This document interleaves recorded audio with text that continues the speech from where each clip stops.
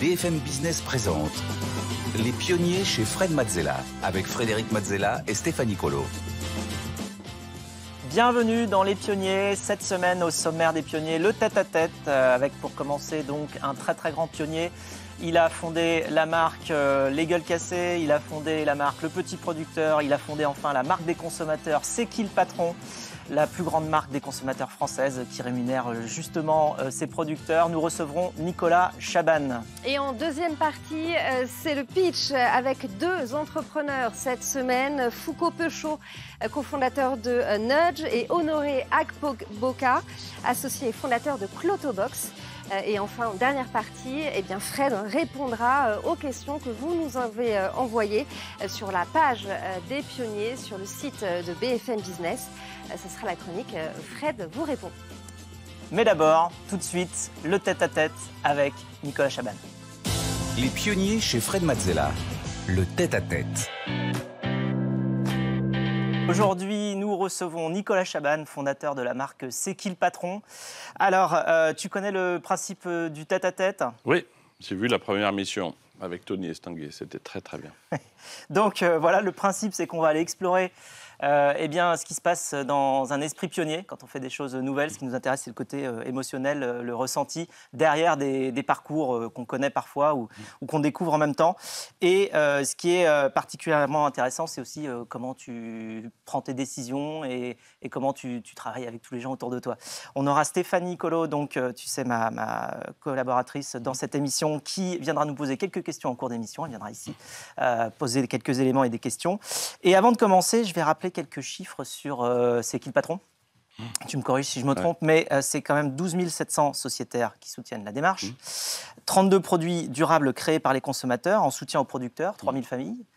15 millions de consommateurs qui achètent les produits. La brique de lait la plus vendue en France. Et tout ça sans aucun agent commercial dans les magasins. Ouais. C'est un petit tour de magie. Et sans pub à la télé, il faudrait pas pub à la télé, dire trop ici, mais... Donc, si on reprend depuis le début, tu es né à Moulins en 1969. Tu as grandi en Ardèche et tu vis au pied du Mont Ventoux. Tu es passionné de littérature. Tu es même fan d'Arthur Rimbaud, à tel point qu'il paraît que quand tu viens à Paris, tu dors dans l'hôtel où Arthur Rimbaud séjournait, c'est vrai ? Mais je l'ai découvert après, c'est étonnant. Hein. Ah bon ? Quel hasard, incroyable. Quel est ton poème préféré de Rimbaud ? Alors, toute l'œuvre. Mais là c'est psychanalytique. Hein. Avec Rimbaud, j'ai du mal à m'expliquer pourquoi. Depuis très tôt, tout jeune.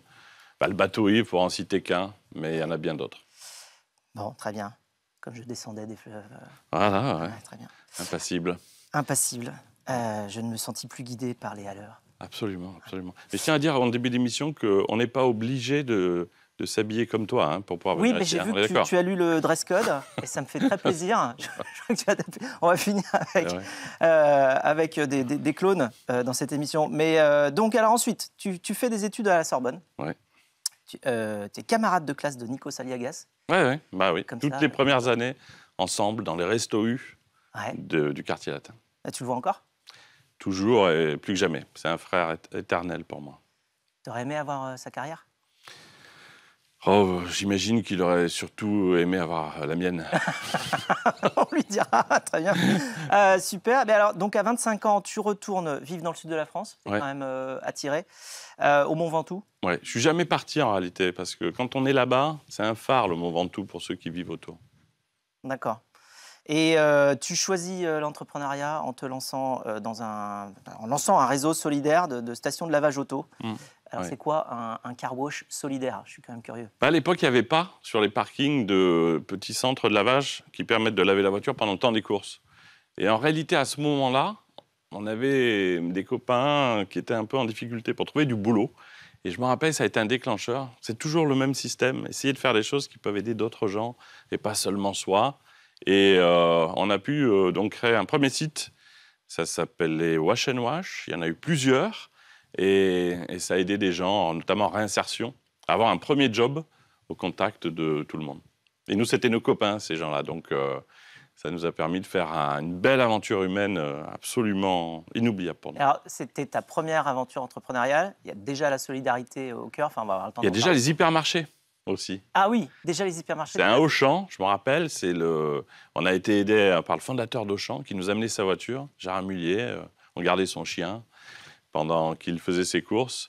Et on a dit au directeur de magasin, si M. Mullier trouve que le service est pas mal, c'est que ça doit être quand même intéressant de le développer dans d'autres magasins. Et c'est comme ça qu'on a pu le faire dans différents magasins Auchan au départ.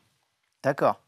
Et donc la solidarité, c'est quand même un moteur qui est au cœur de tout ce que tu entreprends, tu penses? Oui, c'est étonnant, mais on ne se lève pas le matin en se disant il faut absolument, de toute manière, faire quelque chose qui va impliquer le sort d'autres gens.